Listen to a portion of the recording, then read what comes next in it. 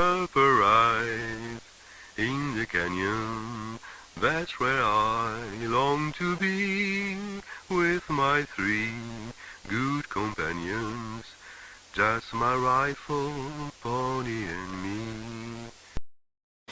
Bonjour à toutes et à tous, ou bonsoir, ça dépend de l'heure à laquelle vous allez découvrir cette vidéo. À côté de moi, il y a le Grimoire d'Arthur, chaîne YouTube que vous connaissez certainement, bien évidemment, il est là bien avant moi. Et d'ailleurs, tout d'abord, je le salue et je le remercie d'avoir accepté mon invitation. Comment vas-tu? Merci Samir, je vais bien. Merci beaucoup. Merci Bon, à toi de l'invitation, évidemment. je t'en prie, je vais pas t'appeler le Grimoire d'Arthur, mais je vais t'appeler plutôt Arthur, ça sera plus simple, hein. Mais On je t'en fera prie, ça, vas-y. on fera ça comme ça. Alors que j'aime beaucoup quand même le nom de cette chaîne, j'aime bien ça, ce côté, ce concept de Grimoire. Je me dis qu'il y a toujours quelque chose dans cette grande malle, il y a un truc et il doit y avoir même des fonds secrets, donc ça m'intéresse beaucoup, cette idée-là. Je rappelle que c'est une émission, c'est Fait Croquer. Fait Croquer, c'est quoi? C'est tout simplement, je vais à la rencontre de celles et ceux qui questionnent le cinéma sur Internet. Donc ça peut être une revue de cinéma, ça peut être des blogs, des vlogs, et c'est aussi surtout des chaînes YouTube, dont le Grimoire d'Arthur. Voilà, donc on va commencer tout de suite. Il y a une première image, une première question sur la première image marquante. J'en ai un peu parlé à Arthur hors champ. Donc la question, elle est très simple. C'est quoi ta première image marquante? Alors, là, du coup, quand tu m'as posé la question, j'ai pris 5 secondes pour y réfléchir et je pense qu'il y a un truc qui me vient tout de suite à l'esprit. C'est ma deuxième séance au cinéma. Alors, la première fois que je suis allé au cinéma, j'étais tout petit, c'était Le Peuple Migrateur et je m'en souviens pas du tout parce que j'étais trop petit pour m'en souvenir. Mais la deuxième fois, on est allé voir Le Monde de Nemo. Et donc j'étais en CP, donc je devais avoir, je sais pas, 5 ans, 6 ans, même pas. Et, euh, et en fait, je me souviens vraiment. C'est pas tant le film, enfin le film, je l'ai revu plusieurs fois après, donc je m'en souviens encore du film, mais je me souviens surtout de l'ambiance de la salle de cinéma en fait. C'était vraiment la première fois que je retenais ce côté, la salle s'éteint, il n'y a plus que l'écran. Je me souviens que le son m'avait beaucoup marqué, parce que dans le monde de Nemo, on est constamment sous l'eau et il y a vraiment ce bruit constant de ce bruit sous-marin en fait. Et ouais, je pense que je saurais pas te dire qu'est-ce qui m'a précisément marqué dans cette première expérience au cinéma, mais c'est vraiment là où je sais que c'est là que j'ai vraiment découvert le cinéma et que j'ai retenu l'expérience, quoi. Est-ce que tu es un enfant de la télévision, c'est-à-dire que tu as découvert le cinéma à travers la petite lucarne, ou est-ce que tu es plutôt un enfant des salles de cinéma? Du tout, ouais, je suis plus, je savais pas dire. Je suis plus un enfant, je pense, du cinéma. Encore une fois, parce que le monde de Nemo, c'est vraiment quelque chose qui m'a beaucoup, beaucoup marqué. Mais et surtout quand j'étais petit, je ne regardais pas du tout la télé en fait. Mes parents ne me montraient que très peu la télé. Je crois que les seuls trucs que j'ai vus à la télé, c'était C'est pas sorcier D'accord. et peut-être un peu Lucky Luke. Mhm. Mais j'ai pas grandi avec des trucs genre Titeuf, Pokémon, Yu-Gi-Oh, des trucs comme ça. C'était des trucs que je voyais, je sais pas, à des occasions chez des cousins, des trucs comme ça. Mais j'ai pas du tout grandi avec ça. J'ai grandi avec beaucoup de cassettes de mes parents, en fait. Donc j'ai grandi avec beaucoup de films, en fait. J'ai pas grandi avec des séries ou des feuilletons. Euh, Maintenant, lequel des deux a la place? En fait, je sais que quand j'étais petit, j'ai vu énormément de films, beaucoup des westerns, des trucs de Zorro, des dessins animés. D'ailleurs, ça m'a fait rire parce que dans ton générique, il y a la chanson Just My Rifle, My Pony and Me. Et un de mes meilleurs souvenirs d'enfance, c'est justement Rio Bravo avec John Wayne. Ah, je vais pleurer. Ah, je vais Ah pleurer. non, Là, mais tu me tues, là. Là, tu me la tues. chanson de Dud, Stumpy et je sais Oh plus là les autres de là. Grant, elle est incroyable. Voilà, ça c'est de En, mes souvenirs d'enfance, tu en vois. plus, Donc, il dit Stumpy. Il se permet de parler de Stumpy. Là, je suis mais très ému. attends, Stumpy, Magnifique. mais on Magnifique. l'adorait Stumpy quand on était Oh petit, là c'était là. incroyable. Mais j'ai des répliques par cœur. Il y a un moment où à la fin du film, il te dit, la première, fin, ça faisait tellement longtemps qu'il n'était pas sorti, qu'il était ébloui par la lumière du soleil et tout, et on en riait tellement fort. Et qu'il Tu tire m'as, sur le moindre gars qui s'approche. tu m'as tué, là. Là, on peut arrêter l'émission, là. Tu m'as tué. Non mais mec, Bravo. Non, c'est mais Rio bravo. Bravo. Oui, non, mais Bah, tu as ça me fait raison. plaisir. Ça Tu me as fait raison. plaisir. Tu as raison. Tu as Mon raison. personnage, Tu as raison. mon personnage préféré, c'était Dud. Mais Oh là bref, là. tout ça pour dire que j'ai beaucoup grandi avec des films. Bah, du coup, j'ai grandi en fait littéralement avec la télé, c'est-à-dire que j'ai beaucoup grandi avec cette petite télé dans laquelle on mettait plein de cassettes, on regardait plein de films et tout. Et je suis pas allé souvent au cinéma, mais à chaque fois que j'y allais, c'était toujours un événement en fait. Et encore aujourd'hui, je ne vais, enfin malheureusement maintenant il n'y a plus, mais jusqu'au Covid, je n'allais pas régulièrement au cinéma. Je comprends, enfin je suis pas du genre à aller au cinéma toutes les semaines, tu vois. Mais par contre, quand j'y vais, je vais voir un film où je veux que ce soit un événement, en fait. Je vais rarement voir un film en me disant, je sais pas si je vais passer un bon moment. Pour moi, le cinéma, c'est vraiment quelque chose d'exceptionnel. Donc, pour répondre à ta question, j'ai grandi beaucoup j'ai grandi surtout avec des films. J'ai pas grandi avec la télé dans le sens de la télévision, les chaînes Ouais. télé, etc. Ça, non. Donc, plus le cinéma. Alors, juste, j'ouvre une parenthèse parce que Oui. ça peut prêter à confusion, comment dire, la réaction que j'ai eue quand tu me parlais de Rio Bravo. À aucun moment, il est dans ma tête, c'était pour dire que comment peux-tu, toi, connaître Rio Bravo. C'était pas cela, en fait. C'était Ah le non, du fait tout. que. Voilà, non, mais on sait jamais, ça peut prêter à confusion pour certaines et certains qui vont nous regarder, mais pas Oui, du tout. oui. C'est parce que, par tout simplement, nous sommes des cinéphiles et quand un cinéphile croise un autre cinéphile et il trouve qu'il y a un point commun sur un film ou sur un personnage, il y a toujours quelque chose de l'ordre de l'enfance qui ressurgit, des émotions Oui, de bien sûr. l'enfance. Et donc c'était voilà, je voulais quand même insister là-dessus parce que ça peut Oh, prêter à la mais... confusion. Je sais que tu avais compris pourquoi j'étais assez content. Alors juste pour la petite information, tu as dû certainement reconnaître que ça n'était pas Dean Martin qui chantait dans le générique, c'est Bruno Podalides. En fait, je cherchais un générique et je suis tombé sur une émission de Laurent Delmas sur France Inter. Il avait invité Bruno Podalides, grand cinéphile et grand Mhm. amateur de musique de cinéma. Et quand ils ont commencé à parler de Rio Bravo, Laurent Delmas allait lancer la musique chantée par Dean Martin et Ricky Nelson. Et Bruno Podalides l'a pris de court. Il a commencé à fredonner cette chanson, à l'entonner. Et avec sa voix un peu fausse et en même temps un Mhm. rythme très fort. Et je me suis dit, c'est bon. J'ai mon générique. En plus de cela, c'est Rio Bravo, qui est l'un de mes films de chevet. Et puis cette séquence est C'est fascinante. Donc c'est vrai voilà. qu'il y a quelque chose, parce que le côté fredonné, ça donne quelque chose de presque intime, je trouve. Ouais. Il y a un truc dans cette reprise, c'est très sympa. C'est très sympa. Bah, je te remercie. Alors, je rebondis. Il y a tu as balancé deux, trois éléments qui me semblent importants. Mhm. Tu as dit, je suis entouré, j'ai été entouré de films. Et donc, j'imagine, entouré de films, ça veut dire que tu y allais toi-même les chercher ou il y avait ce qu'on appelle un passeur ou une passeuse, donc le père ou la mère qui te disait, regarde plutôt ça, vois ça, pas ça. Comment ça s'est Ouais. passé, ton rapport, ta découverte, ton entrée dans la maison cinéma, comme disait Serge Danet? Non, clairement, ça a été une éducation. Ça a pas été. J'ai pas fouillé les films, ou très très peu. Mais non, non, ça a été surtout mes parents, un peu mes frères aussi. J'ai deux grands frères qui m'ont pas mal vendu des films et tout, y compris évidemment Le Seigneur des Anneaux, parce que quand Les Seigneurs des Mhm. Anneaux sont sortis au cinéma, moi j'avais, je sais pas, je suis de 96, donc j'avais 6 ans, 7 ans, donc j'étais trop petit pour les voir. Mais je sais que mon frère aîné notamment nous vendait le film, il arrêtait pas d'en parler, la musique résonnait à la maison. Donc c'est vraiment une question d'entourage. Mes parents m'ont beaucoup vendu les films, m'ont beaucoup montré de films. Et c'est ça qui est génial aussi, c'est que du coup, avec mon frère jumeau, parce que j'ai un frère jumeau aussi, on a, D'accord. euh, on a grandi avec beaucoup de références de plein d'époques différentes, en fait. C'est-à-dire qu'on a grandi aussi bien avec du Laurel et Hardy qu'avec des westerns comme Rio Bravo. On a vu des westerns spaghetti, des films comme Seul Willy, Forrest Gump, même si c'était plus tard Forrest Gump, et aussi quelques films récents. Et à l'inverse, ça avait aussi son côté négatif parce que du coup, j'ai eu le droit à des interdictions quand j'étais petit. Mes parents ne voulaient pas que je voie des films comme Harry Potter parce qu'ils trouvaient que c'était trop violent. Et j'ai eu le droit à plusieurs films comme ça où on ne voulait pas que je les regarde et où je les ai découverts en fait beaucoup plus tard. Donc ça, c'est bon côté, c'est mauvais côté. Mais j'étais très content enfin, le fait que ce soit mes parents, surtout mes parents, qui Oui, je m'aient comprends. éduqué vis-à-vis du cinéma, c'est quelque chose qui m'a vraiment permis de découvrir plein de références de plein d'époques différentes en fait. Je pense à Zorro par exemple, la série, je crois que c'est 1950 Zorro, hein, c'est dans ces eaux-là. C'est ouais, Euh, fin 50, je crois, oui, exactement, c'est c'est ça. ça. Mm. Mm. Et, euh, et en fait, quand j'étais petit, je réalisais pas du tout ce que ça voulait dire, une série qui avait déjà 60 ans. Quoi.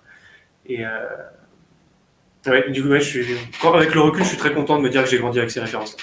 Mais quand tu as toutes ces images qui sont en toi et qui te forment, qui te constituent aussi, aujourd'hui maintenant, quand tu vois des films, est-ce que le fait d'avoir vu toutes ces images, d'avoir aussi côtoyé toutes ces cultures, parce que voir plusieurs images, plusieurs films, c'est côtoyer aussi des cultures, c'est côtoyer des pays, côtoyer Mhm. des manières différentes de dire je t'aime aussi, par exemple, Bien si sûr. j'essaie, voilà, tout cela qui t'ont formé, qui ont fait ce que tu es devenu, est-ce qu'aujourd'hui c'est une question très simple parce que, et en même temps, elle représente un petit peu ce que c'est que la critique de cinéma sur YouTube ou dans le monde entier. Est-ce que toutes ces images-là t'ont donné aussi une certaine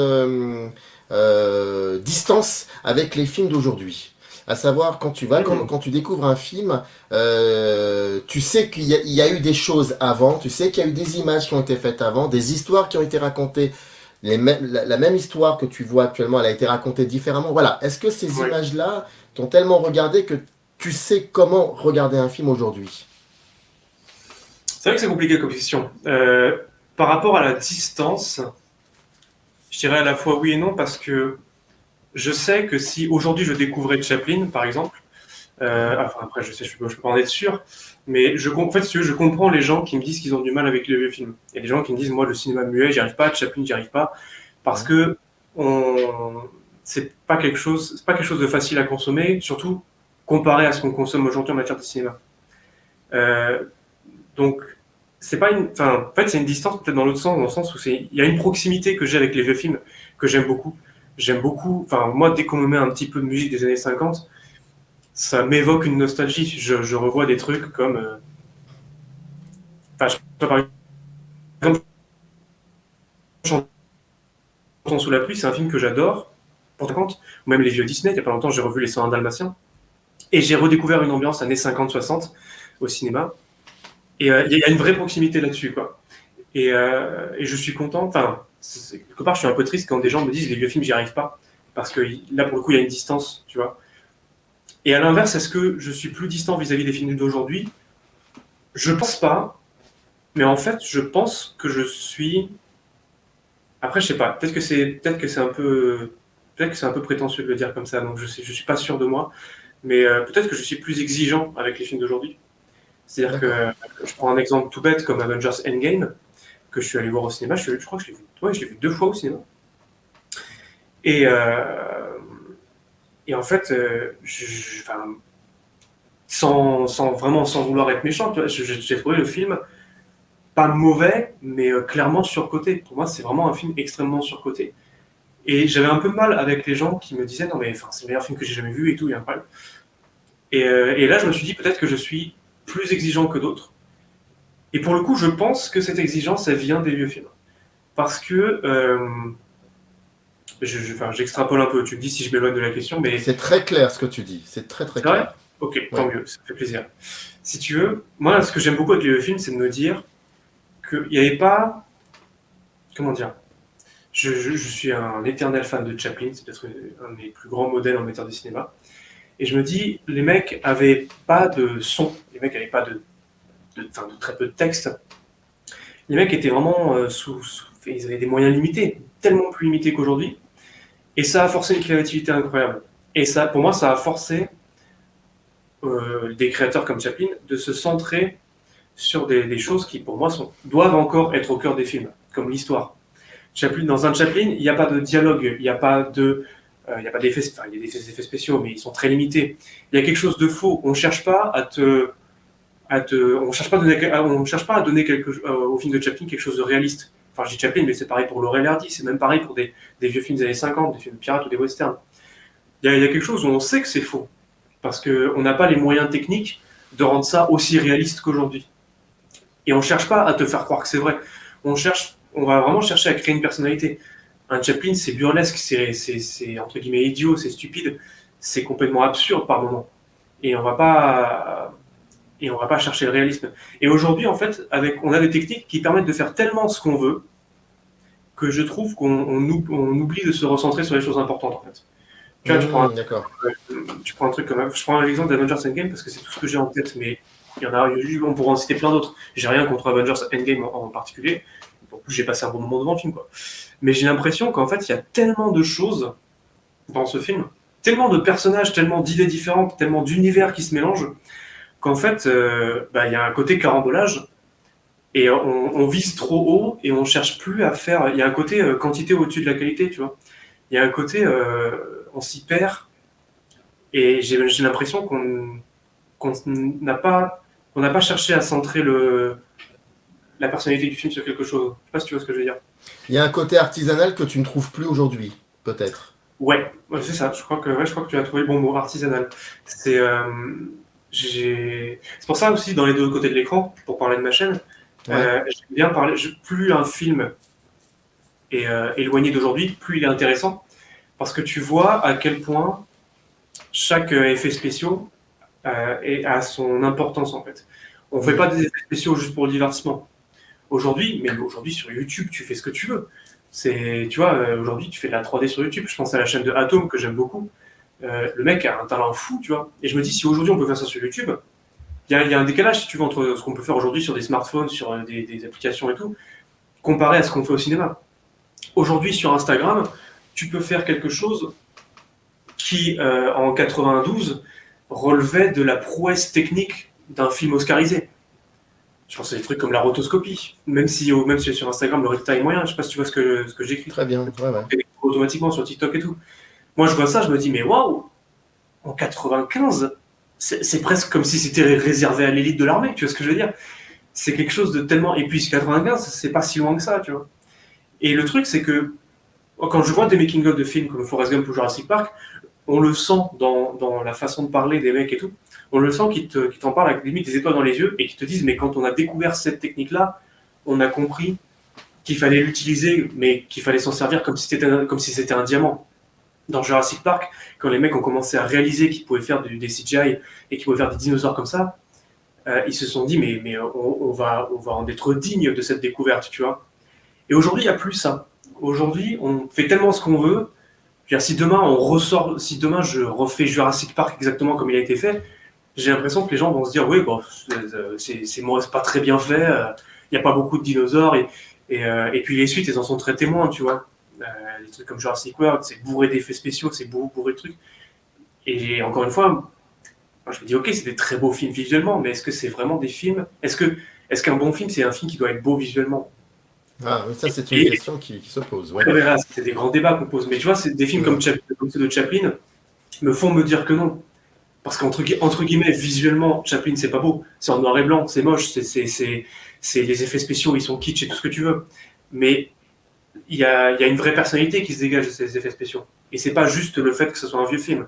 Il y a une vraie personnalité, il y a une vraie âme dans le film. Et j'ai l'impression qu'aujourd'hui, on met de côté cette âme, cette personnalité du film, parce qu'on veut chercher le plus d'effets visuels possible, le plus d'explosions possible, le plus de 3D possible. Donc voilà, je sais pas si ça répond à la question. C'est très clair, mais est-ce que cette forme de facilité dans laquelle tombent beaucoup de cinéastes, est-ce que on pourrait aussi reprocher cela et d'ailleurs c'est la transition pour parler de YouTube et de ta chaîne et de contextualiser ta chaîne dans YouTube. Est-ce que en créant cette chaîne-là, le grimoire d'Arthur, il y avait aussi cette envie, en plus de transmettre, certes, mais il y avait aussi cette envie de ne pas sombrer dans la facilité et pour chaque épisode de se renouveler, de mouiller la chemise et de trouver à chaque fois comment questionner le cinéma et comment le transmettre. Est-ce qu'il y avait cette évidence? Ouais. Bien sûr, bien sûr. Ce serait, je sais pas, il y a plein de choses à dire sur la chaîne en fait, je sais pas par où commencer. Mais moi je me souviens quand j'étais en... Je vais partir loin, mais si jamais je pars trop loin, tu me dis. Vas-y, je t'en prie. D'accord. Oui. Un soir, j'étais au collège. Je devais être en 4e, 3e, quelque chose comme ça. Et il y a un de mes meilleurs amis qui passe la soirée à la maison. On est avec mon frère et tout, et machin. Je me souviens qu'à l'époque, il nous montre des vidéos de Soda avec Kev Adams. Et ça nous faisait marrer.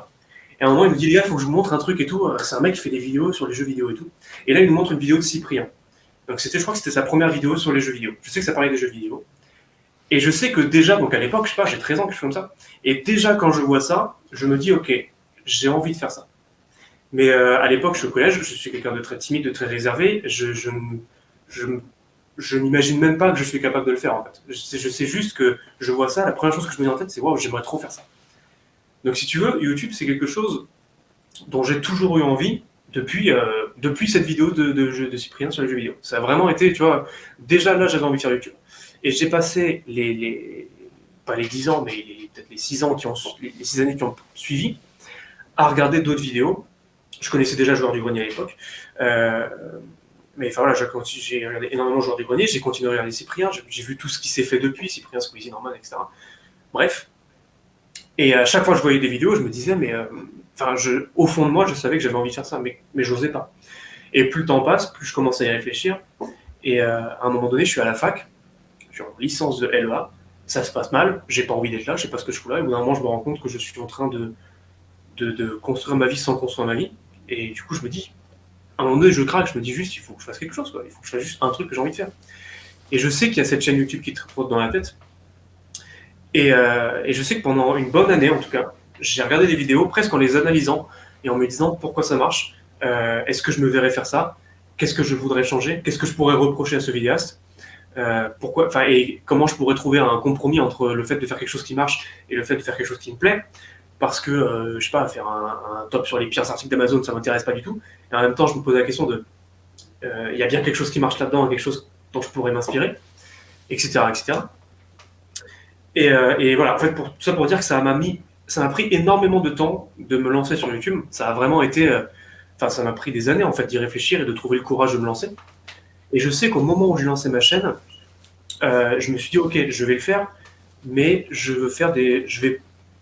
déjà je me suis dit je lance pas la chaîne pour devenir youtubeur. Ça c'est hors de question. Euh, et ça je dois à plein de raisons, mais je me souviens que j'avais vu une vidéo, c'était une FAQ du joueur du grenier, un truc FAQ printemps, je sais pas quoi, et où il expliquait qu'aujourd'hui, selon lui, c'était très difficile de percer aujourd'hui sur YouTube. Et ça m'a vraiment parlé, je me suis dit, Arthur, si tu lances ta chaîne, pars du principe que ça ne marchera peut-être pas, voire pas du tout, voire jamais. Et ça se trouve, je vais faire 50 abonnés et je décollerai jamais.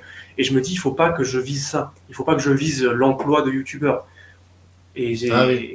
voilà. Du coup, je me suis dit, je vais pas faire, je fais pas YouTube pour faire de l'argent. Je fais pas YouTube pour devenir connu ou pour je m'en fous de ça. Je me dis, je fais des vidéos pour apprendre à faire des vidéos. Ça a été un peu le moment déclencheur. Je me suis dit, tout ce que je veux, c'est maîtriser un logiciel de montage, apprendre à utiliser une caméra. C'est ce qui m'a. Quand j'étais petit, je faisais déjà ça avec des cousins et tout. On faisait des sketchs et tout. Et c'était quelque chose qui me faisait vibrer complètement. Je me sentais vivant quand je le faisais. Et après les vacances, je retournais à l'école, j'étais complètement le gamin renfermé et j'étais plus moi-même. Et, euh, et du coup, je me suis dit, voilà, si j'ai. Tu vois, c'est ce qu'on disait sur les films. Je me suis rendu compte que je pouvais le faire. Je me suis rendu compte que j'avais assez d'argent pour m'acheter une caméra, un caméscope à 200 €, un trépied, un petit fond vert nul, et que je pouvais déjà tenter des trucs. Et je me suis dit, j'ai de la chance de pouvoir le faire. J'ai de la chance d'avoir l'espace pour le faire. J'ai de la chance d'avoir cet espace-là. J'ai de la chance d'avoir de l'argent et de pouvoir l'investir un petit peu dans la chaîne. Et j'ai de la chance d'avoir une plateforme comme YouTube qui est gratuite, qui ne me demande rien, qui ne me demande pas un diplôme ou une quelconque validation. Je peux juste faire la chaîne. Et j'ai pas à en attendre plus en fait. Je pourrais me plaindre de te dire ouais YouTube il me pique mon argent et j'ai besoin de l'argent et machin. Mais je suis déjà très reconnaissant de pouvoir faire exister la chaîne.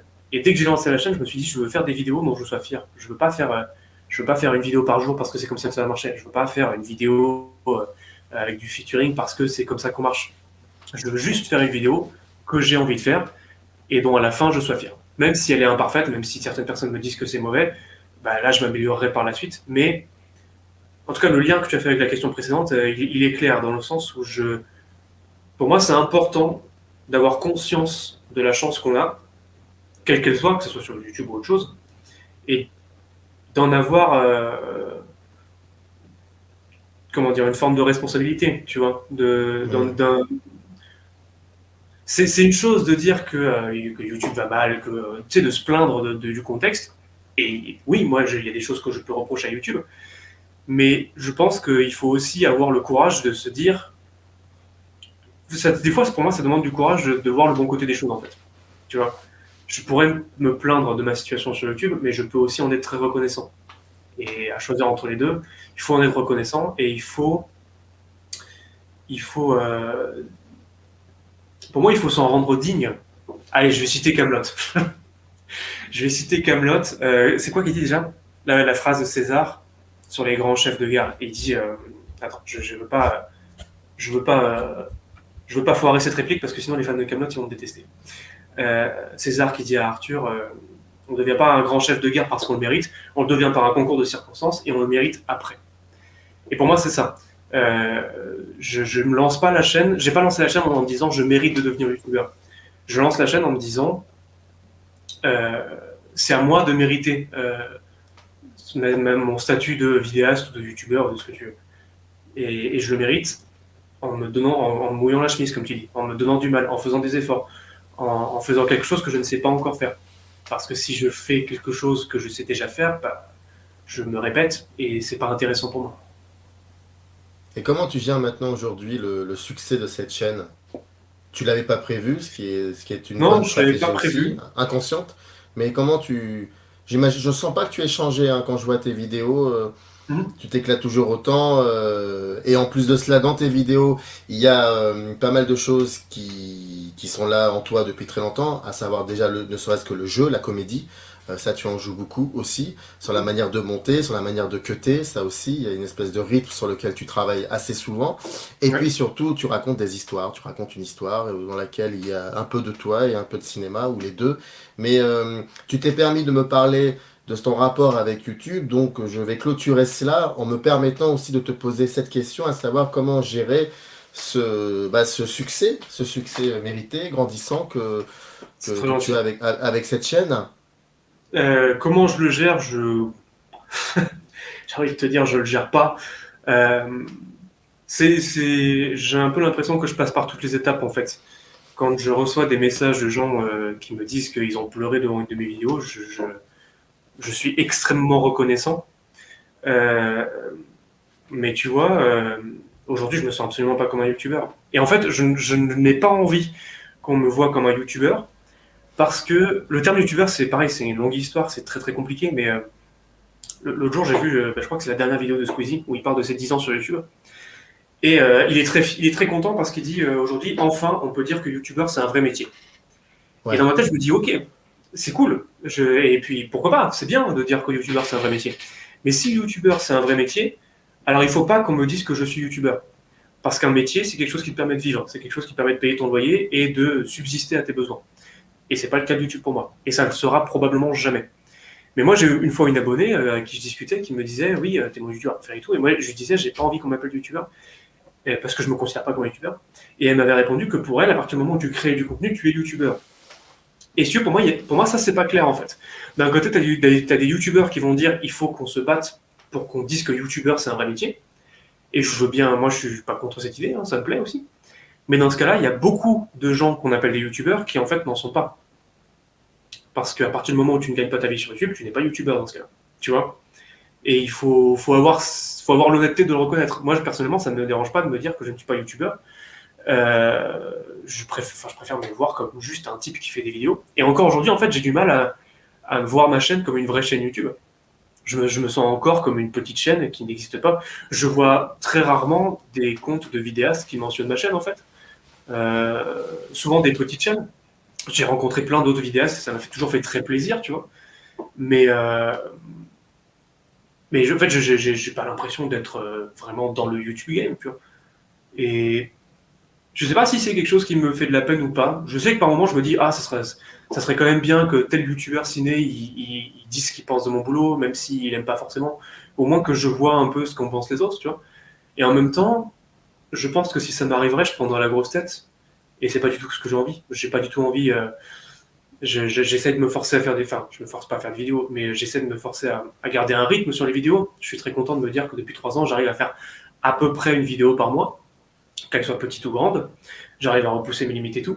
Mais, mais, mais la chaîne n'est pas. Entre guillemets, la chaîne n'est pas une vraie chaîne, tu vois. Donc, comment je gère ce succès? Tu vois ce que je veux dire? Il y a des hauts et des bas, en fait. Il y a des moments où je me dis, waouh, je suis youtubeur, entre guillemets, et je me dis, c'est incroyable quand tu rencontres des abonnés, quand tu reçois des messages, comme ici, quand on me contacte pour me proposer des lives ou des interviews et tout, je me dis, c'est génial, c'est super. C'est des rencontres, ça apporte plein de choses. Mais en fait, c'est ça que j'essaie de me dire le plus, c'est que YouTube m'a apporté beaucoup de choses. Et en fait, ça dépend de ce que tu mets derrière le mot succès. Si le succès pour toi c'est des abonnés et de l'argent, euh, pour moi cette chaîne n'est pas forcément un grand succès et clairement je m'en fous. Après je suis très content d'avoir autant de personnes qui suivent la chaîne, hein, ça me fait très plaisir et j'en suis fier et des fois je me rends compte que je prends un peu la grossette et je me calme. Donc voilà. Mais moi mon succès à titre personnel c'est plus les retours sur les vidéos et le fait d'avoir fait certaines vidéos en fait. Moi, quand j'ai lancé la chaîne, je me suis dit, mais imagine, tu arrives à tourner une vidéo dans un cinéma, imagine, tu arrives à faire une review de ce film-là, imagine un jour tu fais une vidéo sur Jurassic Park, imagine un jour tu fais une vidéo avec Théo, Pauline, Clara, qui sont 3 personnes que j'apprécie énormément, dont je suis très proche. Et c'est fait. Tu vois ce que je veux dire? Et quand j'ai fait ma vidéo sur Mary Poppins, j'en suis très heureux, tu vois, et j'ai repoussé des limites.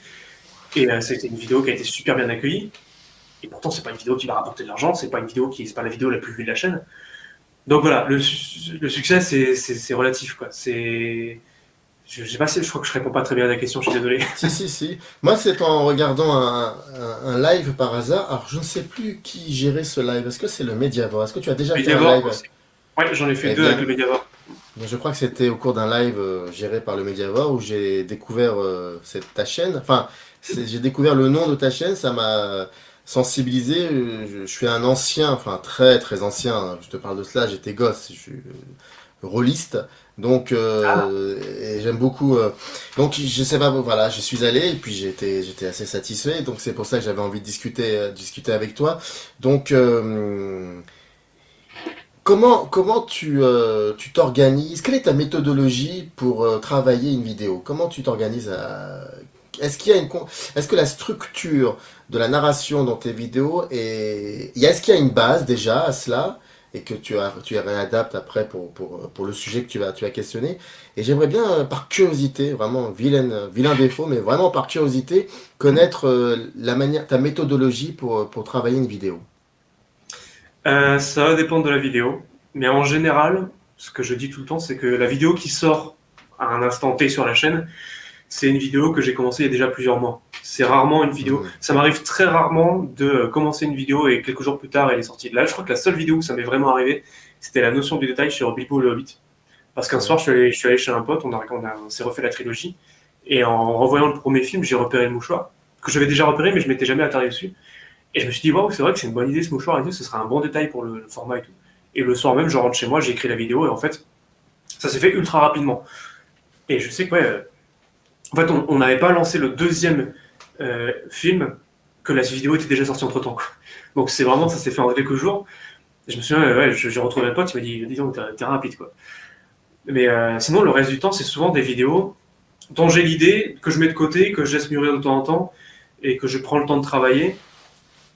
Mais du coup, ouais, je travaille pas, enfin, c'est mon temps libre, hein. YouTube, c'est un loisir. C'est un loisir auquel j'accorde énormément de temps et beaucoup d'énergie et d'efforts. Mais et en fait, vous voyez, enfin, YouTube, je travaille tout le temps dessus, constamment. Quand la nuit j'ai une idée, enfin, je me dis pas, j'ai pas de, il n'y a pas comment dire, de fourchette horaire à accorder à YouTube. J'y travaille H24. Et ça va dépendre de chaque vidéo, vraiment. Il y a des vidéos, je me souviens de Pirates des Caraïbes de l'autre côté de l'écran. J'avais commencé à regarder le making-of, je sais pas, un mois de juin. Et en fait, j'ai vu le making-of, j'ai pris 2-3 notes. Après, j'ai mis de côté et pendant tout l'été, j'ai presque rien fait. Mais je réfléchissais encore à ce que je pouvais faire. Et à fin août, j'ai commencé à reprendre le truc, à finir de l'écrire. Et au début septembre, j'ai tourné et j'ai monté. Mais ça peut me prendre 3 semaines comme ça peut me prendre des mois. Pareil, Retour vers le futur. J'ai eu le droit à quelques commentaires comme ça parce que je sais pas si tu connais la vidéo de la chaîne de Guillaume Cassard avec le format saut, Oui. subjectivement objectif. Alors, le format SO, non, mais je connais la chaîne D'accord. de Guillaume Cassard, ouais. Là, dans subjectivement objectif, on a un peu le même sujet, le même thème, c'est-à-dire parler de l'envers du décor d'un film. Et en fait, on a sorti quasiment en même temps de nos vidéos sur Retour vers le futur. D'accord. Après, je sais pas quand est-ce qu'il a commencé sa vidéo. Moi, personnellement, j'ai commencé à travailler sur de l'autre côté de l'écran de Retour vers le futur au mois d'octobre. C'est-à-dire qu'au mois d'octobre, j'ai regardé les making-of, j'ai regardé les commentaires audio, j'ai commencé à prendre des notes. Et pendant les mois qui ont suivi, en même temps que je faisais d'autres vidéos, je regardais mes trucs, j'essayais de faire le tri dans les infos, etc., etc. Du coup, ça m'a un peu vexé quand j'ai eu des commentaires qui m'ont dit ouais, c'est bizarre, tu sors une vidéo quelques jours après Guillaume Cassard, mais je leur en veux absolument pas parce qu'ils peuvent pas savoir. Et je suis quand même content parce que nos deux vidéos sont quand même très différentes, même si on aborde le même sujet. Donc forcément, il y a des. Je crois qu'à un moment, on a fait une vanne, on a quasiment fait la même blague sur les traductions françaises. Mais je suis quand même content, j'ai vu la vidéo de Guillaume Cassard après avoir fait la mienne, et je suis content de voir que on peut voir les deux vidéos et se balader d'un style à l'autre. Son style à lui est très documentaire, très presque archive, même si enfin, je trouve que c'est pas très, c'est pas mettre en valeur son travail que de dire ça. Et concrètement, lui, avec une vidéo de Guillaume Cassard en 20 minutes, t'apprends 2 fois plus de choses qu'avec moi en 40 minutes. Moi, mon but, c'est pas forcément de donner un maximum d'infos, c'est aussi de divertir les gens en même temps, de m'entraîner à faire des trucs comme de la comédie, des mises en scène et des personnages. Mhm.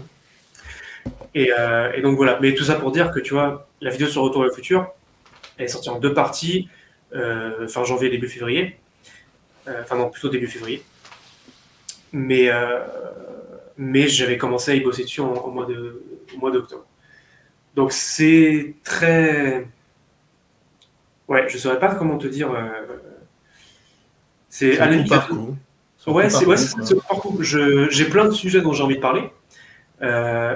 Mais tant que. En fait, il me faut toujours un déclic au moment de commencer la vidéo. Et ce déclic, il est là quand j'ai fini l'écriture. C'est-à-dire que je vais passer beaucoup de temps à écrire, à faire des brouillons, à noter, à mettre de côté, à laisser un peu reposer l'écriture. Parce que des fois, tu écris un truc et un mois plus tard, tu relis les trucs et tu te dis non, mais en fait, cette blague-là, elle marche pas du tout. Ça, je suis pas sûr de moi, etc. Et le déclic qui fait que je vais lancer le tournage et le montage, ça va être au moment où j'ai fini d'écrire la vidéo, je la relis et je me dis, enfin, je vois déjà à quoi ça va ressembler dans ma tête. C'est comme si je commençais un peu déjà le montage dans ma tête. Et et là je me dis, ok. En général, quand je commence le tournage, c'est que c'est bon, la vidéo va sortir. C'est arrivé très rarement que je tourne une vidéo et qu'au final je me dise non, je la sors pas, j'aime pas. Donc ouais, il y a le déclic de l'écriture. Et puis voilà. Dans la notion du détail, c'est peut-être un peu plus simple à expliquer parce que c'est un format beaucoup plus convenu.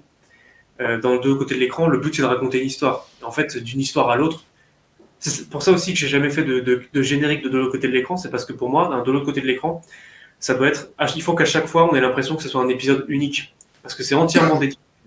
C'est pas le format de l'autre côté de l'écran, je veux pas que ce soit un format du Grimoire d'Arthur. Je veux que ce soit une vidéo qui rende hommage au film. La notion du détail, pour le coup, c'est plus un format un peu plus convenu, avec un générique propre, etc. Et donc la notion du détail, ça va être, en général, je vais revoir le film, je vais repérer un détail, et là je vais me dire, ok, ça mérite d'être développé, ça mérite d'être mis en valeur, c'est peut-être quelque chose que tout le monde ne remarque pas, c'est peut-être quelque chose qui va faire débat aussi. Quand j'ai fait ma vidéo sur Claude Frollo dans Le Bossu de Notre-Dame, il y a des gens qui n'étaient pas d'accord avec moi, et j'ai trouvé ça génial parce que les réactions n'étaient jamais haineuse en fait. Je crois que j'ai pas eu de commentaire du style t'as rien compris, t'es à côté de la plaque. Par contre, j'ai eu plein de commentaires du style je suis absolument pas d'accord avec ce que tu dis. Mais toujours très poli et très construit. Et limite, je dis pas que c'est ce que je cherchais, mais j'en suis content. Je suis content de me dire que je propose des trucs qui font débattre les gens. Parce qu'il y a eu un vrai débat autour de la vidéo de Frollo, et un débat que je garde encore, et que pour moi il n'y a pas de réponse, mais c'est un débat que je trouve vraiment intéressant, c'est est-ce qu'on peut être sûr des sentiments d'un personnage? Parce qu'en fait, dans la vidéo de Monsieur de Notre-Dame, je dis mot pour mot que Claude Frollo tombe amoureux d'Esmeralda. Et les commentaires, du coup, dans les commentaires, t'as des gens qui m'ont dit mais non, Claude Frollo, il n'est pas amoureux. Il n'a pas de sentiment pour Esmeralda. Il veut juste la posséder parce qu'il veut qu'elle devienne son objet et tout. Et moi, je trouvais que c'était une question vraiment intéressante. Je me suis dit, ok, est-ce qu'on peut vraiment dire ça ou est-ce qu'on n'en sera jamais certain? Après, je ne parle pas du bouquin, je parle vraiment du film en lui-même parce que le bouquin, je ne l'ai pas lu. Ça se trouve, dans le bouquin, c'est vraiment détaillé. Mais si ça se trouve, Frollo a vraiment des sentiments pour Esmeralda. Et oui, dans le bouquin, oui. Ça se trouve, il n'arrive pas à gérer ses sentiments et c'est ça qui fait qu'il pète un câble.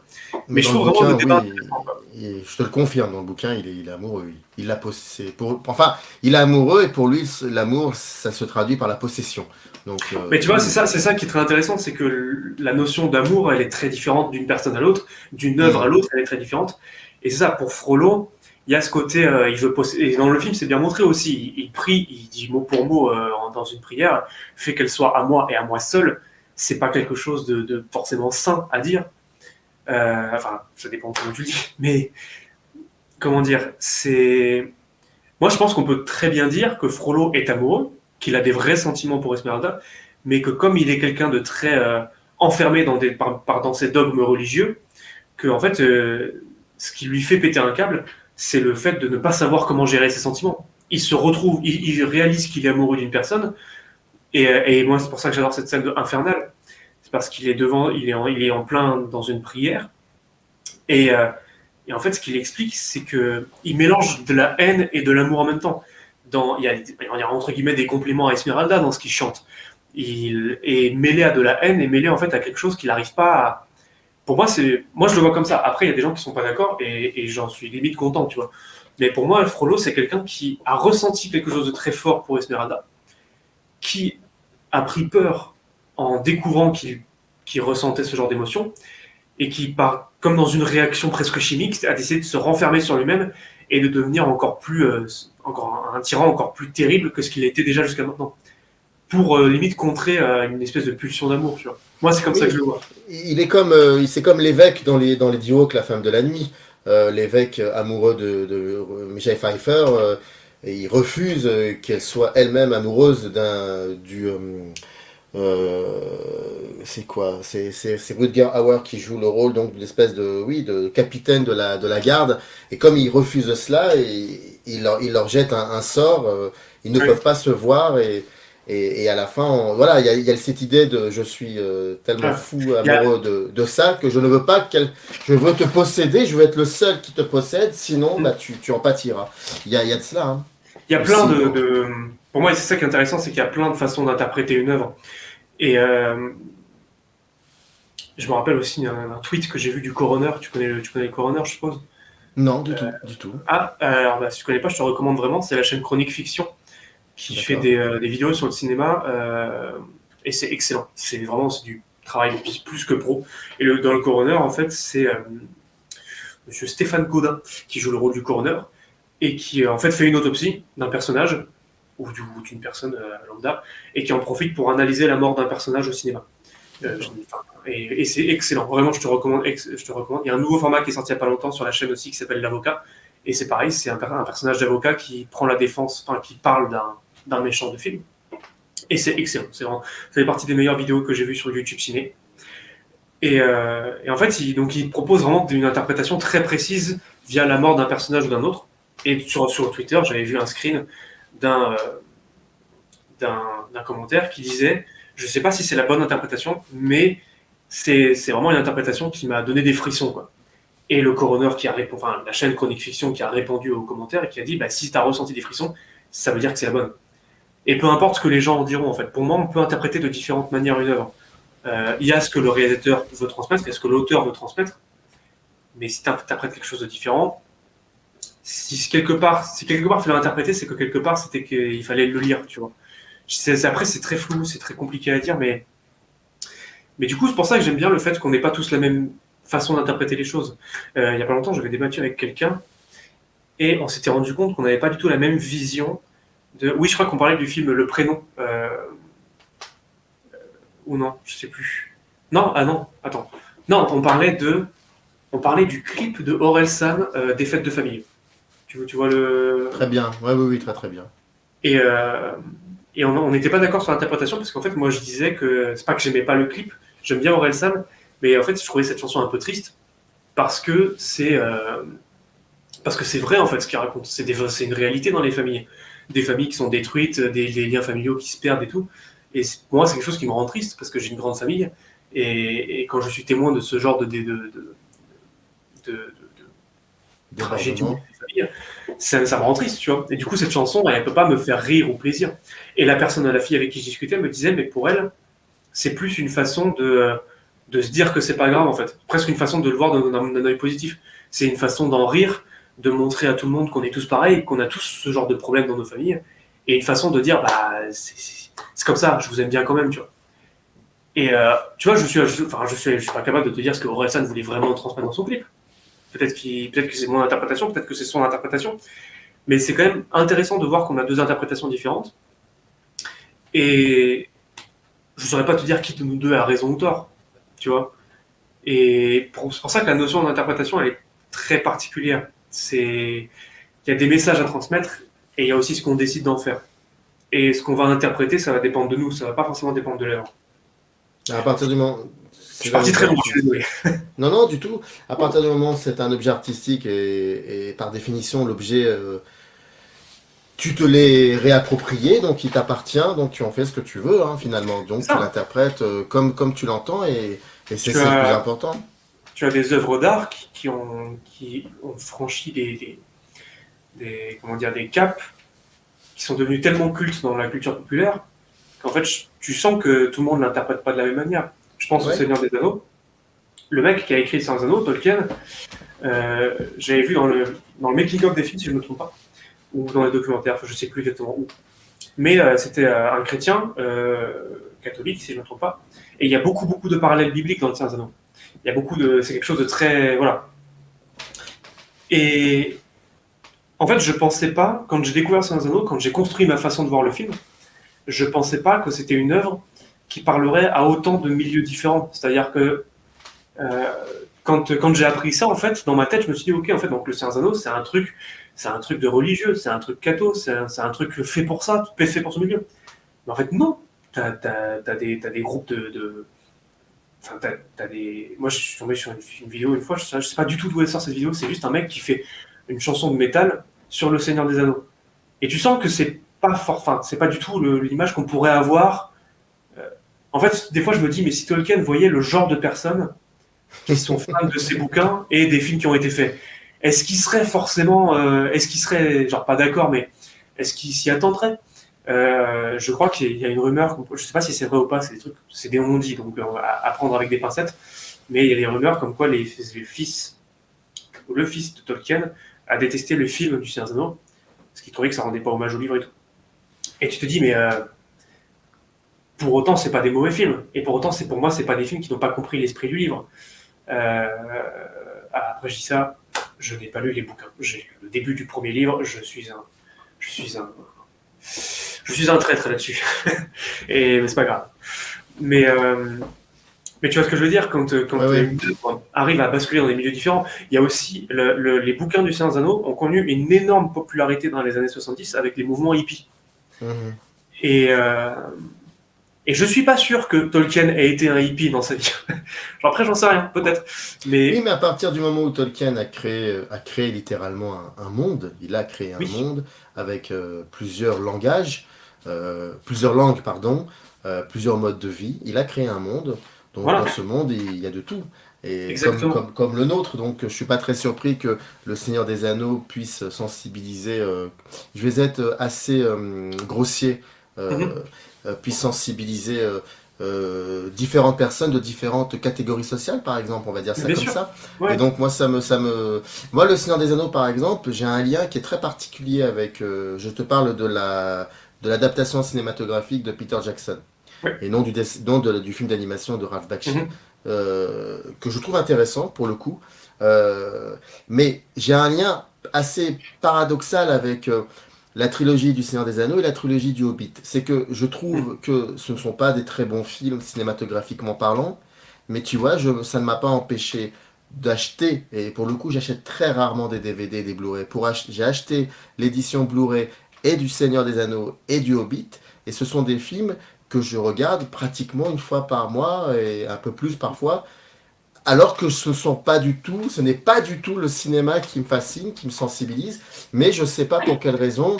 Alors, est-ce que c'est parce que c'est lié au fait que j'ai eu une enfance rôliste? Mais je pense que oui. Je pense que oui. Mais voilà, donc ça me parle ce que tu me dis. Et je ne serais pas capable. C'est-à-dire que si un jour on m'invite dans un live pour parler du Seigneur des Anneaux, je dirais non. Je ne peux pas en parler, ça ne sert à rien parce que je n'aime pas ces films. Mais ça ne m'empêche pas de les voir. Il y a quelque chose. Mais c'est ça la force du cinéma. Parfois, il y a aucune... Pardon, il n'y a aucune explication. L'émotion, elle est là. Pourquoi la manipuler? Pourquoi la retourner dans tous les sens? Elle est là, elle est palpable. Tout ça pour revenir à ce que je veux dire, parce que on est parti très loin, mais pour revenir à la question de l'interprétation, tu vois, pour moi, c'est une chose de savoir ce que l'auteur a voulu dire dans une œuvre, et c'est pas quelque chose qu'il faut bannir, hein, au contraire. C'est très intéressant de savoir ce que l'auteur a voulu dire. Par contre, c'est pas parce que ça n'est pas ce que toi tu y vois que tu es en tort. C'est juste, ça dépend de ta personnalité, ça dépend de ce que toi tu y vois. En fait, il y a d'un côté ce que l'auteur a voulu transmettre et de l'autre ce que toi tu y vois. Et c'est deux choses différentes et c'est deux choses qu'il faut savoir séparer et prendre en compte en fait. Il faut pas juste. Pour moi, c'est un peu trop. Je vais être un peu. Pareil, je vais être un peu grossier, mais c'est un peu trop jouer les branleurs intellectuels que de prétendre toujours comprendre ce que l'auteur a voulu dire. C'est pas forcément ça qu'il faut faire avec un film. Pour moi, c'est juste se concentrer sur ce que ça te fait ressentir. Quand j'avais 6 ans et que j'ai vu Le Monde de Nemo au cinéma, j'ai pas compris ce que l'auteur a voulu me faire ressentir. Et peut-être qu'encore aujourd'hui, je suis pas sûr d'avoir compris ce que l'auteur a voulu me faire ressentir. Par contre, j'ai ressenti quelque chose. J'ai ressenti quelque chose de très fort. Et ça ne veut pas dire qu'il faut en avoir rien à foutre de ce que dit l'auteur. C'est juste que ce sont deux choses très différentes. et qu'il ne faut pas ignorer l'une comme l'autre. Il ne faut pas se dire j'en ai rien à faire de ce que l'auteur veut me transmettre, parce que tout ce qui compte c'est ce que moi je ressens, mais il ne faut pas non plus se dire je dois ressentir ce que l'auteur a voulu ressentir. C'est pas ça, tu vois. Surtout que dans des films comme Le Seigneur des Anneaux, où les équipes sont monstrueuses, c'est des centaines et des centaines et des centaines de personnes, et chacun a apporté sa touche au film, tu vois. Même s'il y a un réalisateur derrière qui approuve tout ce qui se fait et qui dirige toute l'équipe, c'est pas le réalisateur qui a fait les costumes, c'est pas le réalisateur qui a fait la lumière, c'est pas le réalisateur qui a fait la musique. Tu prends surtout la musique, tu vois. Le réalisateur, il dirige le projet, il oriente les acteurs au sens large, les acteurs comme ceux du casting ou les acteurs au sens technique, etc. Mais les Ouais, c'est un chef d'orchestre, ça. voilà, c'est un chef d'orchestre, mais chaque joueur de comment t'appelles les gens qui sont dans l'orchestre? Chaque joueur de musique, chaque musicien, merci. Instrumentiste. J'allais dire instrumentiste, mais j'étais pas sûr. Il y a un chef d'orchestre et il y a les musiciens. Et certes, il y a le compositeur et le chef d'orchestre, tu vois, mais chaque musicien va apporter quelque chose qui vient de lui, même s'il ne fait que lire une partition. C'est, tu vois, pour moi, c'est comme ça que je le vois. Après, peut-être que les gens ne sont pas d'accord, mais c'est, pour moi, un film, c'est le résultat de plein de choses différentes et pas seulement de la vision d'un auteur. Tu peux avoir un excellent réalisateur, s'il a une mauvaise équipe derrière, même si c'est lui qui la dirige, le film ne transmettra pas forcément les bonnes choses. Et pour moi, c'est pas quelque chose. En fait, il y a presque quelque chose pas d'aléatoire, mais presque, tu vois. Dans les making-of, tu vois des fois des réalisateurs se dire, mais cette idée-là, elle est sortie de nulle part, cette idée-là, c'est telle autre personne qui me l'a donnée. Je pense dans Le Seigneur des Anneaux, par exemple, pour la petite anecdote, la scène au début des 2 tours où tu vois Gandalf se battre avec le Balrog, en train de chuter et tout ensemble. Exactement. Peter Jackson en a eu l'idée en voyant un croquis des 2 illustrateurs qu'il avait embauchés, Alan Lee et John Howe, oui, c'est ça, donc des mecs qui ont travaillé sur des illustrations des bouquins de Tolkien. Et un jour, il a vu un croquis, enfin, même pas un croquis, juste un dessin de justement, c'est en plus un dessin magnifique, si je peux le montrer, un dessin du coup à la renverse, tu vois, à l'envers, de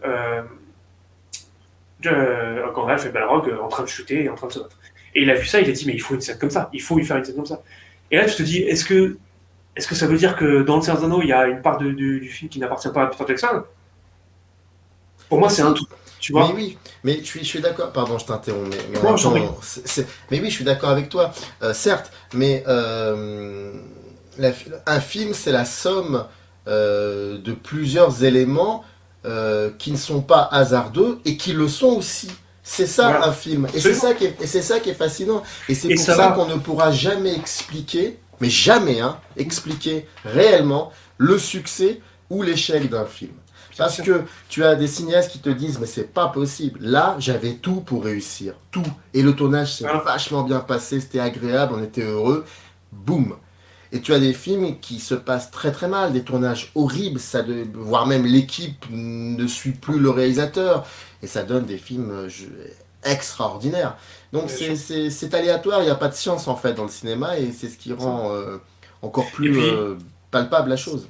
ce que je retiens de toutes mes vidéos de l'autre côté de l'écran, c'est que les plus grands films sont des films qui n'étaient pas censés marcher, en fait. Forrest Gump, quand j'ai vu ma vidéo dessus, quand j'ai fait ma vidéo dessus et que du coup j'ai regardé les making-of et tout, je me dis, mais en fait, c'est incroyable. Ce film, c'est même pas qu'il a marché par surprise, c'est qu'il avait toutes les bonnes raisons de ne pas marcher. Les mecs qui ont bossé sur le film ou qui ont rejeté l'idée du film en disant ça va pas marcher, ils ont eu raison. Et peut-être que à leur place, j'aurais fait la même erreur. Parce que tu te dis, c'est un bouquin, c'est un film tiré d'un bouquin, c'est une mauvaise adaptation, entre guillemets, parce que ça change tout du bouquin. Et techniquement, de par le sujet, c'est pas censé parler à autre chose que les États-Unis. Enfin, ça parle de l'histoire des États-Unis. Donc, il y avait toutes les raisons du monde de penser que ça marcherait pas, parce que déjà, c'est l'adaptation d'un bouquin et que ça n'a rien. Et en plus, il y avait encore moins de raisons de penser que ça marcherait à l'international, puisque c'est très centré sur les États-Unis. Tu vois ce que je veux dire? Et, et on en est là. On en est à un film qui est jugé comme étant un des plus beaux films de l'histoire du cinéma. Et là, tu te dis, il y a quelque chose qu'on ne contrôle pas dans le cinéma. Et il faut en avoir conscience. Ça ne veut pas dire qu'il faut faire n'importe quoi, mais il faut. Le mec qui te dit qu'il a compris comment marche le cinéma, il a rien compris. Pour moi, le cinéma, c'est pas un art qu'on maîtrise. C'est un voyage qu'on entreprend. Tu vois ce que je veux dire? Il y a quelque chose, tu sais pas où tu vas. Et c'est que quand tu auras fini ton film que tu sauras où tu es allé, que tu sauras où tu as été. Mais il y a quelque chose il y a quelque chose d'inconnu et qui restera inconnu. Et c'est pour ça que des fois j'en ai marre de voir des films où j'ai l'impression que, tu sais, c'est le côté, enfin, toute cette histoire sur les pétitions pour refaire des films. Enfin, je veux rester poli, je veux pas être insultant. Mais les zouaves qui font des pétitions pour refaire Star Wars 8, pour changer l'acteur principal, non, ça c'est non. Ça c'est non, et ça doit rester non. C'est... Quand tu fais un film, tu ne fais pas quelque chose que les gens veulent, tu offres quelque chose dont les gens ont besoin. Et c'est tout. Et il faut même pas s'interroger. En fait, il faut même pas s'interroger sur de quoi les gens ont besoin. Je vais, euh, je vais citer quelqu'un d'autre encore une fois. Euh, alors c'est un truc que je n'ai pas acheté, que je sais pas du tout ce que c'est. Ça s'appelle Masterclass. Et il y avait des pubs à une époque sur YouTube. C'était des masterclass de célébrités et c'est un truc payant, je crois, où tu t'inscris et tu as des masterclass écrites de personnes. Et en fait, la campagne du pub était très réussie parce que c'était des pubs présentées par des célébrités. N'importe quoi, tu as un truc, c'est Hans Zimmer qui te sort 2-3 punchlines hyper catchy sur sa façon de travailler, sur son lien à la musique. Et à la fin, il te dit, je m'appelle Hans Zimmer et ça, c'est ma masterclass. Et en gros, on te dit, bah, si tu payes ça, tu as la masterclass de Hans Zimmer. Donc c'est génial. Et tu as ça avec tout. Tu as Hans Zimmer pour la musique de film, tu as Nathalie Portman pour l'acting, et tu en as un avec Martin Scorsese pour les films. Donc je suis pas allé voir ces masterclass et tout. J'ai juste regardé la pub, et la pub, je crois que tu peux la trouver sur YouTube. Tu tapes Martin Scorsese masterclass, bande-annonce ou je sais pas quoi. Et la première chose qu'il dit, pour moi, c'est une phrase que je surkiffe et que je veux garder pour toujours dans ma tête. Il dit, si ton rêve, c'est de devenir réalisateur, de faire des films, de l'argent et d'être connu, tu dégages. Et j'ai même pas envie de parler avec toi. Par contre, si tu me dis que tu es là parce que tu ressens le besoin de raconter une histoire et que tu pourras pas t'arrêter jusqu'à ce que tu aies raconté cette histoire, là on peut discuter. Et pour moi, c'est juste... Enfin, moi, c'est une phrase qui me guide dans le sens où tu vois, pareil avec YouTube, j'ai pas la volonté de devenir C'est la youtubeur. même chose, c'est la même chose. Ouais. Voilà. C'est la Et même chose. pour tout ce que tu entreprends, que ce soit le cinéma, YouTube ou ouvrir ta boulangerie, peu importe. Tu le fais pas en te disant c'est une perspective d'avenir professionnel, je fais ça parce que sur le marché c'est bien. Non, tu étudies le marché, tu fais ce que tu veux, ok. Mais à un moment donné, il faut que tu le fasses parce que tu as une bonne raison de le faire et parce que tu as une bonne envie de le faire. Si tu lances une chaîne YouTube parce que c'est ce qui marche, eh ben, deux possibilités. Soit tu vas marcher et tu vas faire de la merde, soit tu vas pas marcher. Pour moi, il n'y a pas d'autre pas d'autre truc. Et si tu le fais parce que tu as envie de le faire et si tu le fais parce que tu as vraiment quelque chose que tu as envie de transmettre, peut-être que tu vas pas marcher, mais tu seras fier de ce que tu as fait. Et peut-être que tu vas marcher, mais peu importe en fait, tu vois, j'ai même pas à énumérer les possibilités, on s'en fout de ce qui se passe. Moi, ma chaîne, entre guillemets, elle marche pas, tu vois. Elle fait pas d'argent, je sais pas, voilà. Et je m'en fous, parce que je revois des fois de mes vidéos avec des proches et tout, et je me dis, bah, enfin, il m'est arrivé plein de trucs avec YouTube qui vont au-delà du simple succès d'argent, tu vois. Et c'est pareil avec les films. Moi, quand je vois des making-of de films, surtout quand tu arrives à la fin du making-of, il y a des trucs, enfin, à la fin du Sans Anneaux, il n'y a rien de plus émouvant, quoi. Tu vois pas des mecs qui ont fait un grand film, tu vois des mecs qui ont vécu une aventure sans précédent. Et des trucs, des mecs qui gardent ce souvenir pour toujours dans leur vie, quoi. Et c'est ça qu'il faut rechercher. Sinon, tu fais les tuches 5 et puis on n'en parle plus, quoi. Mais voilà. Bref. Bah, Ouais, ouais. en tout cas ça fait 1 heure que nous parlons, plutôt que je t'écoute, et c'était un plaisir, c'était un plaisir. On va arrêter là l'émission, mais je pense, mon petit doigt me dit que je vais certainement revenir te voir très vite pour te proposer un J'espère que autre j'ai pas cadre. trop parlé. Ben non, et pas assez à mon goût, mais surtout je n'ai pas assez débattu avec toi, donc je pense que très vite je vais te proposer un autre cadre, pas forcément un fait croquer, mais plutôt un live dans D'accord. lequel on pourra discuter toi et moi sur un sujet et on pourra débattre comme je l'entends. Et en tout cas, c'était vraiment un plaisir de discuter avec toi, Arthur, Mais merci. et ça m'a fait vraiment plaisir. Alors, bien évidemment, comme je fais avec tous les faits croqués, il y aura le lien qui renvoie à ta chaîne sur la page du descriptif. L'outrecuidance de croire qu'il y a des gens qui ne te connaissent pas. Tu te rends compte? Oh, ouais, quand Voilà. même, ça va, je suis pas non plus. J'ai la réaction du petit genou là, donc c'est pour ça. En tout cas, non, C'est mais très vraiment, gentil. Ça me très fait beaucoup. sincèrement, ça a été un plaisir de discuter avec toi. C'était passionnant et j'espère Merci. que à l'avenir, on aura l'occasion de croiser le fer, d'avoir des joutes verbales assez rapidement. Mais avec grand plaisir, j'espère qu'on aura l'occasion de rediscuter encore parce que là, j'ai l'impression d'avoir monopolisé la parole et je me sens mal.